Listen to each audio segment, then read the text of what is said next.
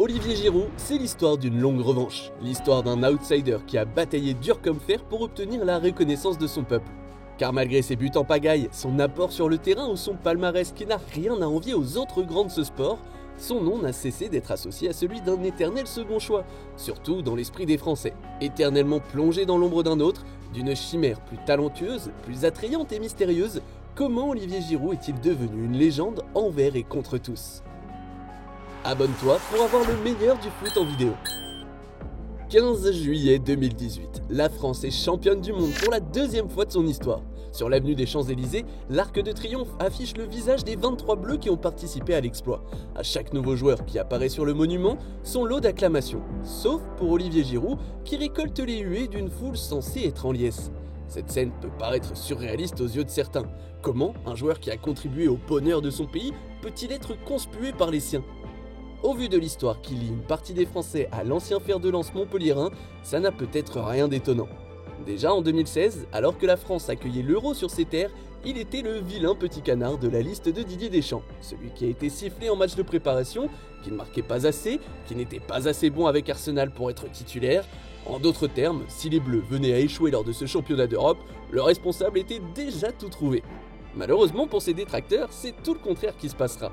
Après le traumatisme de Berlin et le naufrage de Naïsna, la France n'a jamais été aussi proche de remporter un autre titre international. Mieux encore, Olivier Giroud répondra aux critiques sur le terrain en inscrivant 3 buts au cours du tournoi, dont un dès le match d'ouverture.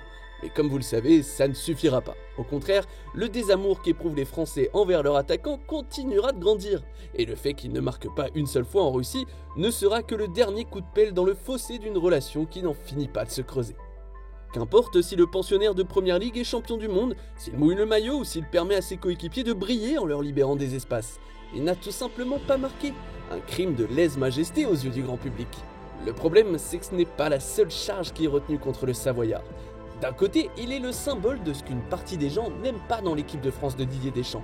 Le digne représentant d'une sélection pragmatique avec un jeu jugé limité mais qui paradoxalement est systématiquement présente lors des grands rendez-vous internationaux.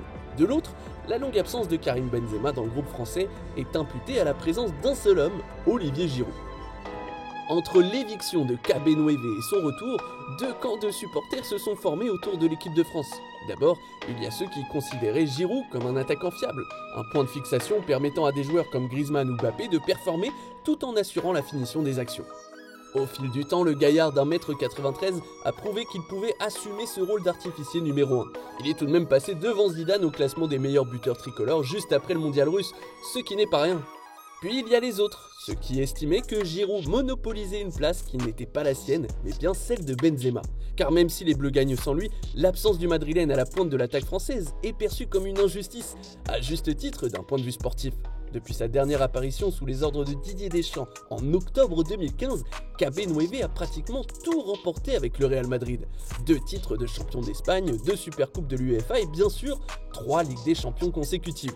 Individuellement, le cerveau de la BBC possède aussi un bilan statistique bien supérieur à celui de l'ex-attaquant des Blues. Là où Giroud a fini par hériter du statut de super sub à Chelsea, malgré ses temps forts en Europe, Benzema, lui, est devenu l'un des plus grands buteurs de l'histoire de la Maison Blanche. Alors pourquoi ne pas l'appeler? Pourquoi ne pas l'aligner à la place de celui qui ne marque que contre l'Albanie, l'Islande ou la Moldavie selon ses détracteurs? Et est-ce même réellement la faute d'un joueur si un autre n'est pas convoqué? Évidemment non. Le premier responsable reste et restera le sélectionneur, même si le cas de Benzema est particulier. Car que ses partisans le veuillent ou non, Kabenouévé est une figure polémique dans l'Hexagone, surtout depuis l'affaire Valbuena, qui est la véritable cause de l'exil du Madrilène en sélection. Lorsque l'on superpose ces éléments à la volonté de Didier Deschamps de lisser l'image de l'équipe de France à tout prix, on peut en déduire que le traitement d'Olivier Giroud par les supporters français n'est que le produit d'un immense carnage médiatique. Il n'est d'ailleurs pas le premier à en avoir fait les frais. Cantona, Ginola, Dugarry, la France a souvent eu tendance à bouder ses attaquants, mais rares sont ceux à lui avoir répondu comme Giroud. Après l'Euro 2020, on aurait néanmoins pu croire que c'était la fin. Karim Benzema a repris sa place de titulaire chez les Bleus et Olivier Giroud a été écarté par Didier Deschamps. C'est pourtant à ce moment-là, au moment où on l'attendait le moins, qu'il a décidé de réaliser un comeback digne des plus grands héros de Shonen.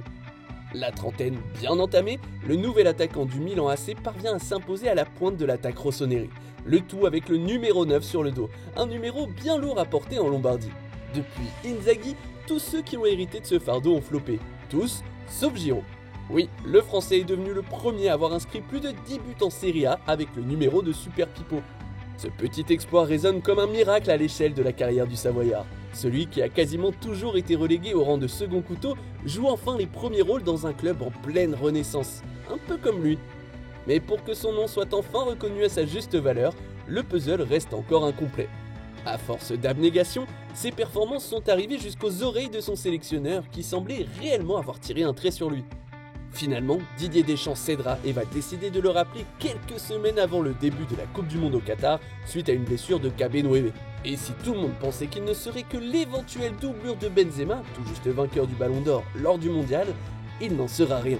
L'attaquant madrilène restera en Espagne pour des raisons plus ou moins claires. Alors au Moyen-Orient, Olivier Giroud jouera la partition la plus importante de toute sa carrière. D'un côté, il devra aider les siens à défendre leur étoile. De l'autre, il devra prendre sa revanche sur 2018. Et malgré cette défaite face à l'Argentine en finale du tournoi, la mission sera plus qu'accomplie. Cette fois-ci, Olivier Giroud a marqué, pas une ni deux, mais 4 fois, son meilleur total lors d'une compétition internationale. Mieux, il deviendra à cette occasion le meilleur buteur de l'histoire de l'équipe de France. De quoi s'assurer une place au panthéon des plus grands attaquants de ce sport, mais aussi dans les mémoires de tout un peuple. Selon toi, Giroud figure-t-il parmi les plus grands attaquants de l'histoire? Merci d'avoir regardé notre vidéo. Si tu as kiffé, n'hésite pas à parler de notre chaîne autour de toi, d'aimer, de partager. Quant à moi, je te dis à très vite pour une nouvelle vidéo. Ciao!